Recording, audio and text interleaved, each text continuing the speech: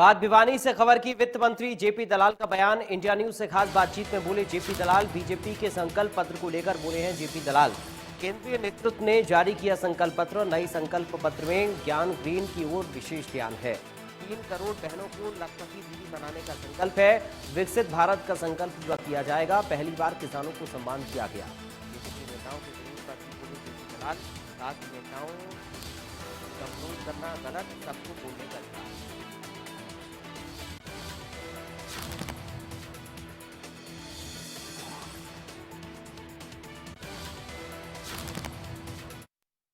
प्रदेश भर में आज अंबेडकर जयंती पर अनेक प्रकार के कार्यक्रम आयोजित किए जा रहे हैं और खुद बीजेपी के नेताओं के द्वारा भी न केवल बीजेपी मुख्यालयों पर बल्कि तमाम जगहों पर कार्यक्रम आयोजित किए जा रहे हैं। सर, क्या कहेंगे, कितनी प्रासंगिकता है आज भी अंबेडकर जी के द्वारा जो सिद्धांत, जो संविधान बनाया गया है? देखिए, बाबा साहब भीमराव अंबेडकर जी का जो संविधान दिया था, उसकी वजह से ही आज हमारे देश के अंदर लोकतंत्र है। उसकी वजह से ही गरीब से गरीब बच्चा अपने सपनों को साकार कर सकता है। उसकी वजह से ही हमारे जैसे नेता बनने का अवसर जो मिला है, संविधान उसका मुख्य कारण है। इससे ज़्यादा अवसर देने वाला, चाहे किसी क्षेत्र के लोग हों, किसी जाति के हों, किसी धर्म के हों, बगैर किसी भेदभाव के हमारा संविधान जो मौका देता है, ये दुनिया के अंदर अनूठा है। विश्व की सबसे बड़ी पार्टी मानी जाती है, बीजेपी दावा भी करती है। आज जो है संकल्प पत्र जो है वो जारी किया जाएगा। क्या उम्मीदें हैं? क्या उस संविधान के अनुरूप या उन लोकतांत्रिक मूल्यों के अनुरूप जो है वो संकल्प पत्र में व्यवस्थाएं की जाए?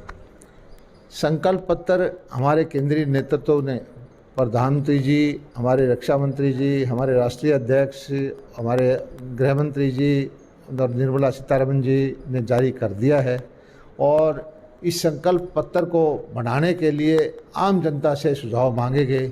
लगभग 15 लाख लोगों से सुझाव आए और उनमें से ही एक जो जनता की आकांक्षाओं को, जनता की आशाओं को पूरा करने के हिसाब से ये संकल्प पत्र हमने बनाया। और इसके मुख्य फोकस हमारा ज्ञान है, गरीब की तरफ विशेष ध्यान है, युवा की तरफ विशेष ध्यान है, अन्नदाता की तरफ विशेष ध्यान है, नारी की तरफ विशेष ध्यान है। और इसी तरह से कि किस तरह से बेरोजगारी दूर करने के लिए युवाओं को मौका दिया जाए, किसान कल्याण की आगे भविष्य में योजनाएं और ली जाएं, महिलाओं को 3 करोड़ बहनों को लखपति दीदी बनाया जाए। इसी तरह से जो हमारा गरीब लोग हैं, किस तरह से सबको घर दिए जाएं, रोज़गार के अवसर दिए जाएं, सबको समान अवसर दे करके देश में फलने फूलने का मौका दिया जाए। यही हमारा संकल्प पत्र है। और भारतीय जनता पार्टी जो संकल्प लेती है उसको पूरा करती है। भूतकाल में हमने संकल्प लिया था कि हम धारा 370 को समाप्त करेंगे, वो हमने की। हमने संकल्प लिया था कि राम मंदिर का निर्माण करेंगे, वो हमने किया। हमने संकल्प लिया था कि 1 रैंक 1 पेंशन देंगे, वो हमने किया। हमने किसानों की आर्थिक हालात सुधारने का संकल्प लिया था, उस दिशा में हमने काम किया। देश के आधारभूत ढांचे को विकसित करने का जो हमने संकल्प लिया था, वो तेज़ गति से चल रहा है। और सारी दुनिया मानती है कि आज चमकता हुआ सितारा है। आर्थिक रूप से भारत सबसे तेज़ गति से बढ़ने वाली एक अर्थव्यवस्था है। भारत आने वाले समय में दुनिया की सबसे विकसित राष्ट्र के बीच में एक होगा और यही हमारा संकल्प है। कृषि महकमे के बाद खजाना विभाग आपको दिया गया है। आपको क्या लगता है और क्या किए जाने की ज़रूरत थी जो आप महकमे में नहीं कर पाए? यानी और क्या किया जाना चाहिए? अभी कृषि विभाग में काफ़ी अहम विभाग माना जाता है, रीढ़ माना जाता है किसी भी प्रदेश की, किसी भी राज्य की। देखिए, मंत्रिमंडल की एक सामूहिक जिम्मेदारी होती है। सारा मंत्रिमंडल प्रदेश के विकास के लिए योजना बना करके काम करता है। और मैं समझता हूँ कि हरियाणा के किसानों के लिए जो योजनाएं हरियाणा की भारतीय जनता पार्टी सरकार ने दी, वो देश में सर्वश्रेष्ठ हैं। हम एक एक करके कोशिश कर रहे हैं कि भारत के ही नहीं, हमारा हरियाणा का किसान, हमारे क्षेत्र का किसान सब तरह से आर्थिक रूप से सक्षम हो, अपने सपने जो है उनको साकार कर सके, अपने परिवार का भरण पोषण इज्जत से कर सके, कृषि को वही सम्मान मिले जिसका वो सही मायने में हकदार है। और मैं केंद्र सरकार का धन्यवाद करता हूं कि एक किसान के बेटे हमारे पूर्व प्रधानमंत्री चौधरी चरण सिंह जी को उन्होंने भारत रत्न दिया। इसी तरह से जो हमारे वैज्ञानिक थे, हमारे स्वामीनाथन जी, उनको भारत रत्न दिया।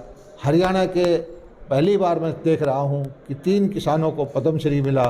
तो ये एक तरह से किसानों को, उनकी सेवाओं को, उनको सम्मान देने की बात है। ये काम पहले कभी नहीं हुआ, ये भारतीय जनता पार्टी ने किया है। जेजेपी नेताओं का विरोध हो रहा है सर, वो कह रहे हैं कि कांग्रेसी जो ऐसा कर रहे हैं। कुंगड़गांव में अजय सिंह चौटाला जी का विरोध हुआ था, जेजेपी ने वो वीडियो जारी की है, वो सारी फुटेज जारी की है कि वो तमाम लोग जो कांग्रेसी थे या इनेलो के नेता थे। क्या आपको भी लगता है कि जहाँ बीजेपी का विरोध हो रहा है वहाँ भी किसी तरह से इस तरह की कोई साजिश? पहले ही कहा है कि चुनाव का वक्त है, हर पार्टी को अपनी बात रखने का हक है और उसके अंदर किसी भी तरह का जो विघन डालना है वो लोकतंत्र के लिए अच्छी व्यवस्था नहीं। हरियाणा में मुकाबला है या बीजेपी क्लीन स्वीप करेगी? पिछले 1 महीने से कांग्रेस कैंडिडेट देने के लिए कोशिश कर रही है और जिस तरह से 7, 8, 10 साल में वो अपने जिलाध्यक्ष नहीं बना पाई, वही हालत उन्होंने लोकसभा के कैंडिडेट देने में कर रखी है।